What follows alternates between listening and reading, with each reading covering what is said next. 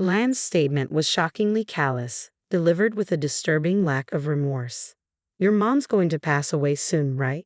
There's no need for us to work once we get the inheritance, he said, his face betraying no hint of malice. I was so enraged by his words that I was left utterly speechless. He continued with a disturbing casualness. Actually, I've been visiting your mom recently just to get some pocket money. She looks pretty frail. I think it's going to be soon. I can hardly wait for the inheritance. As he spoke, a smug smile spread across his face, almost as if he were about to hum a tune while fiddling with his smartphone. In that moment, it became painfully clear that Liam was a demon in disguise, his pretended goodness overshadowed by his greed. The realization that he had even sold the violin my mother cherished turned my disappointment into despair. I am Lucy, a 37-year-old housewife who married Leah last year. We lived together without children. I met Liam at work when he joined as a temp. His aloof and unmotivated demeanor troubled those in charge of training, so I was assigned to him. When I asked why he hadn't taken his training seriously, Liam responded, "Well, the trainer was an older man. If a beautiful lady like you had been teaching me from the start, maybe I would have tried harder." He said this with a grin, staring at me, and his unexpected charm stirred something within me. Despite being in his 30s, Liam had a charisma that triggered a maternal instinct, not just in me but even in older female supervisors. Seeing him get close to other female staff sparked jealousy in me. As if sensing my feelings, Liam said, "I want to be trained specially by you, Lucy," with an innocent smile that made my heart flutter. At that moment, I could understand why women fall for charming young men. My mother, Amy, had been battling a chronic illness that made it difficult for her to leave bed. She chose to rest at home rather than be hospitalized. Our company, where Liam and I worked, was part of a business run by my mother. As her health worsened, I faced various management and financial issues. Considering my mother's needs, I decided to take a temporary break from work. During this time, just as I was preparing for a breakup with Liam, he unexpectedly proposed a relationship. "I want to be with you forever," he said, and thus our romance began. After dating and considering marriage, I introduced Liam to my mother. Despite her illness, she seemed to regain some energy and brighten up around him. I couldn't help but think Liam had a charm that captivated even older women, and I was pleased with their good relationship. Later, at my insistence, Liam agreed to take on the family name of Campbell, and we got married. Throughout our relationship, Liam's baby-like traits were apparent. I always pay for our dates, and even a year into our marriage, it was rare for Liam to handle any payments. He would stand aside during the bill, looking at me with sweet eyes, silently asking me to pay. Given that Liam was a temp and my income was higher, we weren't struggling financially thanks to my savings. When I asked him if he didn't have any pride as a man for always letting me pay, he cheerfully responded, "Pride?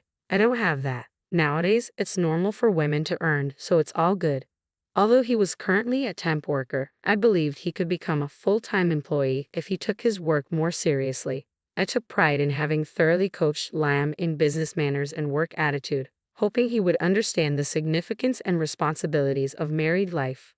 But my expectations were shattered when Liam quit his job abruptly. When I asked him why, his response was shockingly devoid of guilt. "Well, your mom's going to pass away soon, right? We'll get the inheritance, so there's no need to work." I was beyond angry, left dumbfounded by his words. Liam continued, "Actually, I've been visiting your mom recently to get some pocket money. She looked pretty bad. I think it's going to be soon. I can't wait for the inheritance." He said this with a smile, almost humming a tune, while fiddling with his smartphone. At that moment, Liam appeared angelic but was a devil at heart. And now, as the afternoon arrived, I find myself at my mother's house. My sister Millie, who married early and whose children are now in college living elsewhere, has returned home. Her husband, Sean, is on an overseas assignment, so she is staying with our mother. I handle our mother's care while Millie is at work in the mornings.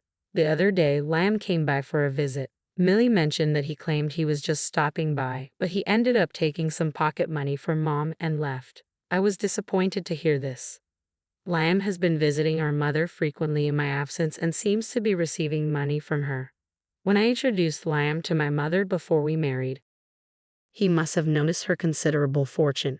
It seems he quit his job, relying on the inheritance he expects from her. He's like a greedy hyena. The house where my mother lives sits on a hilltop, distinguished by its grand gate, a legacy from my late father, who was also quite wealthy. After my father's death, my mother took over his businesses and further increased their wealth. Her businesses alone are now worth around $7 million.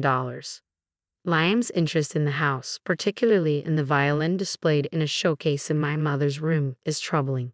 The violin is a memento from my father, who was a musician. Despite the wealth we have, my mother always said that the violin is her most treasured possession. Liam, with his sharp eye for money, naturally took an interest in it. I told Millie that if Liam comes by again, she shouldn't give him any more money, but I worry that Mom might still give in. It's a troubling situation.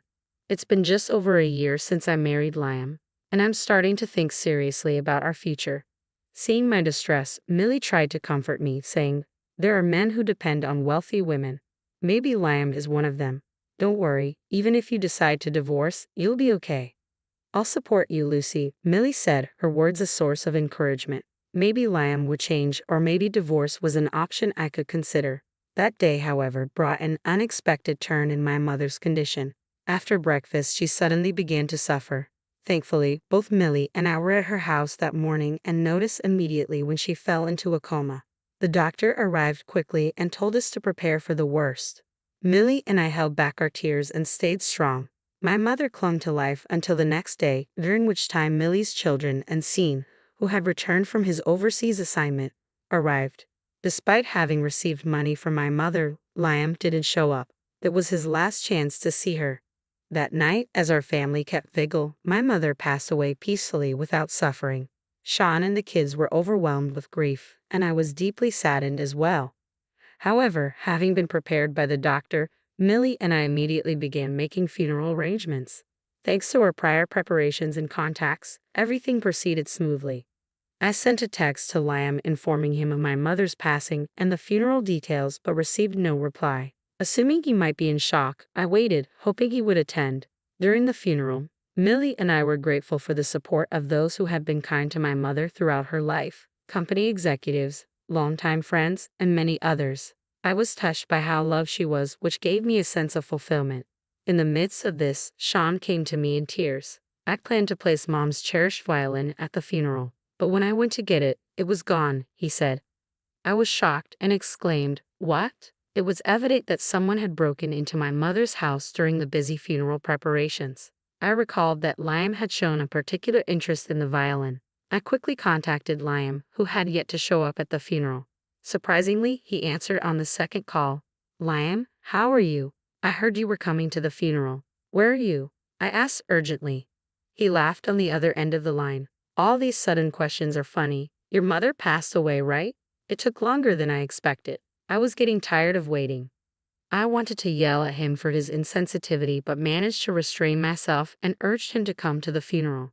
His reply was staggering. "I'm in the middle of a transaction. A collector wants to buy your mother's violin. I'm finalizing the sale now." I was overwhelmed with disbelief. Liam was actually selling my mother's violin. "Liam, stop that transaction immediately. You're going to cause a lot of trouble," I implored desperately. Selling the violin, which my mother had treasured, was unforgivable. "That's impossible," Liam replied dismissively. "The buyer is fully committed and has already prepared the cash. Sorry, I'm busy. I'll hang up now. Good luck with the funeral. Bye." With that, Liam ended the call. I was too shaken to discuss Liam's actions at the funeral, and decided I would talk to Millie and Sean about it later. Liam's greed had driven him to sell my mother's precious violin. This was the final blow to my already fragile trust in him. If someone chooses to depend on a woman for financial support, that's their choice. If they find someone willing to accept that, so be it. But I won't assist someone who repays kindness with ingratitude. I vowed never to forgive him. After the funeral, the three of us found a moment of respite at my mother's house. Although the service was over, not everything was resolved. We still had to address the extensive business affairs my mother had managed. However, the most urgent issue was Liam's absence. His failure to appear in the sale of the violin was the final straw. "I haven't told Millie and Sean about the violin yet," I said, feeling a deep sense of disillusionment. "If we can't find it, we might need to involve the police." Millie, unaware of the full story, voiced her concern. "Right, we might have to rely on the police. Sister, I've called someone who might know about the violin. Let's hear what he has to say." I looked toward the door. "Oh, look, he seems to be arriving now," I said as we prepared to meet him. I heard the roar of a powerful engine as it approached the house. It came to a stop, and with a sharp thud of the door closing, Liam walked in without using the intercom. "Lucy, the funeral must have been tough," he said, his tone disturbingly casual. "Did you collect a decent number of sympathy cards?" His lack of empathy was infuriating. Millie and Sean exchanged disapproving glances. "Liam, what were you thinking? Not showing up at the funeral after everything Mother did for you? Aren't you saddened by her death?" I could barely contain my anger. Liam shrugged. "Of course I'm sad. I won't be getting my allowance anymore. When I went gambling with Amy's money, I often won big. People with money seem to have better luck." His words seemed designed to provoke us further. Then he brought up the violin. "I guess you don't get the inheritance right away. I made a little miscalculation. I couldn't wait for the inheritance procedures, so I had an acquaintance sell the violin from Amy's room." Millie looked stunned. "You sold it? That violin?" Sean's expression mirrored her surprise.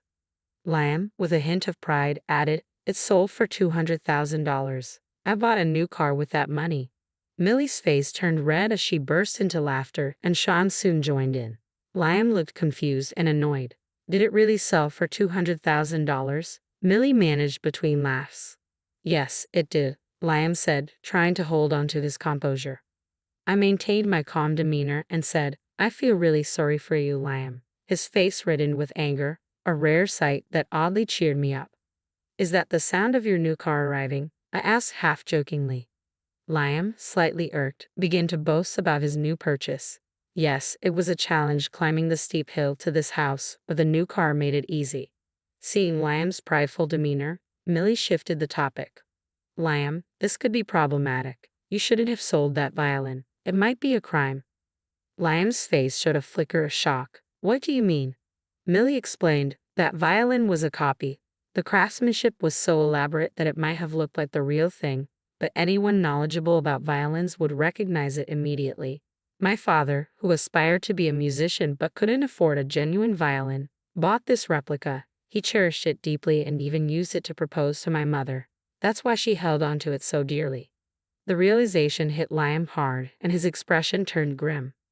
I wondered how Liam had managed to sell the violin. It was likely through some shady, unreliable dealer, but it came with a certificate claiming it had once belonged to a wealthy individual, which might have attracted an eager buyer right away.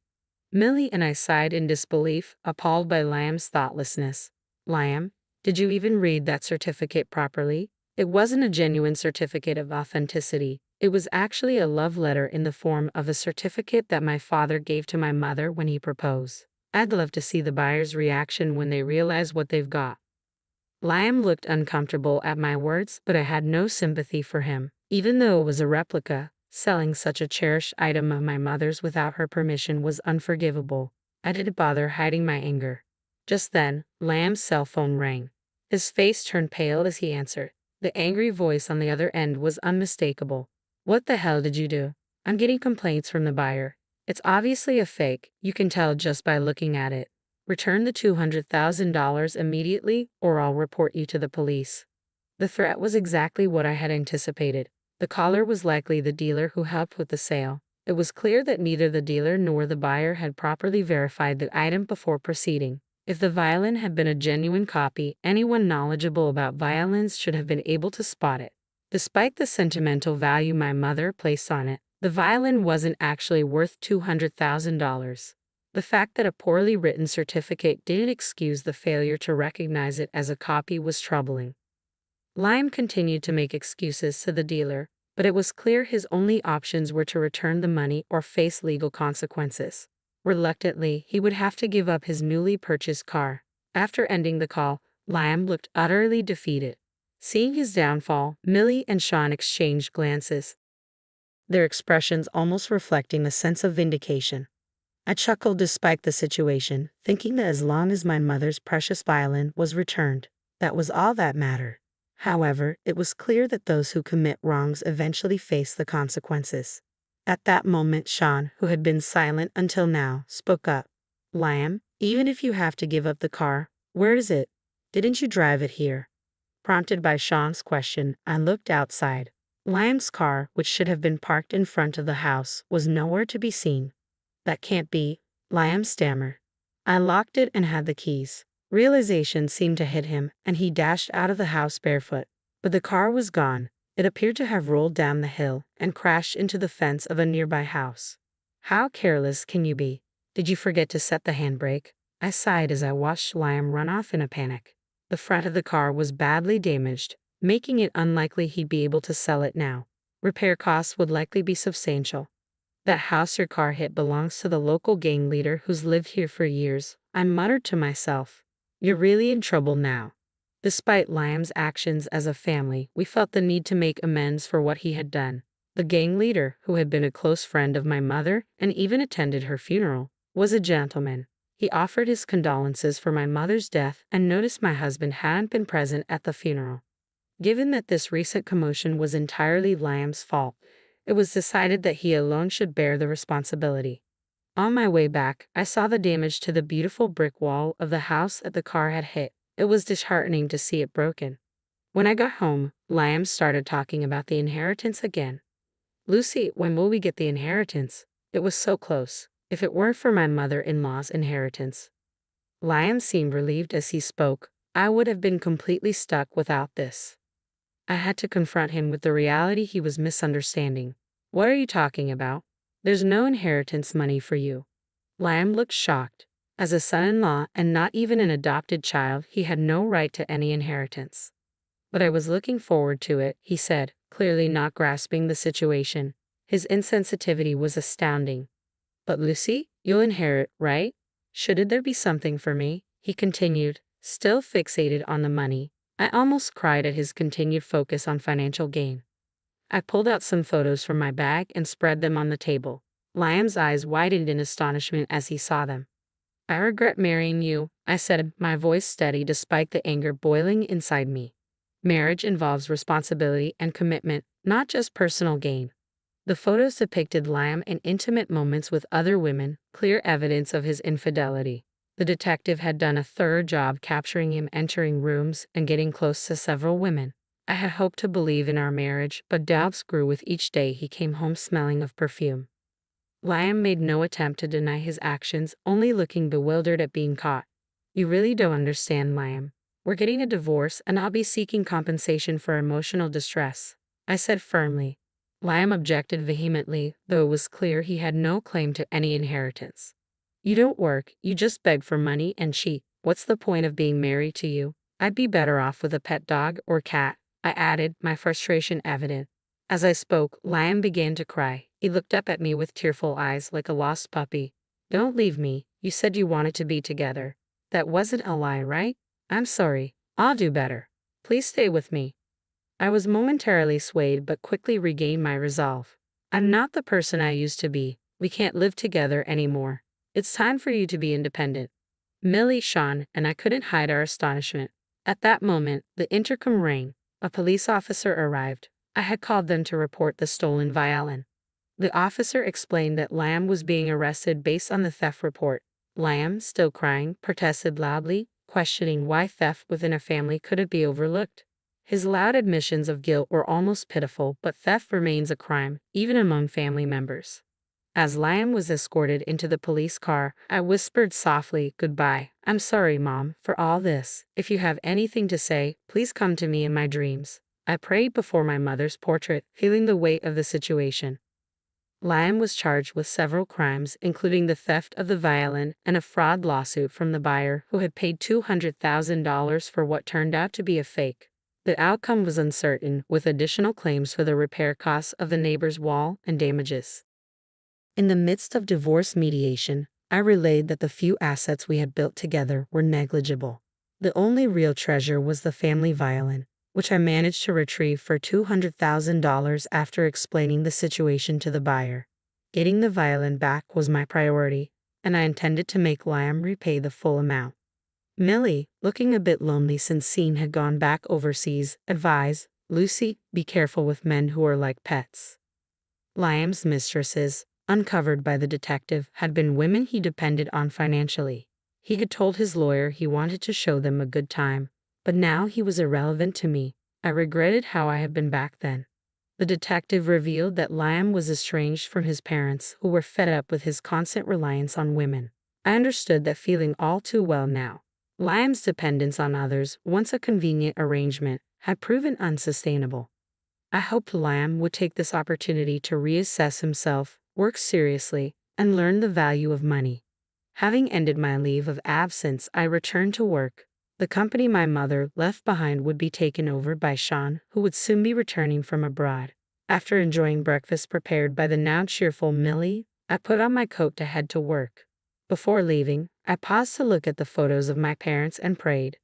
"Dad, Mom, let's have a good day today," I said, opening the front door and stepping into a new chapter of my life.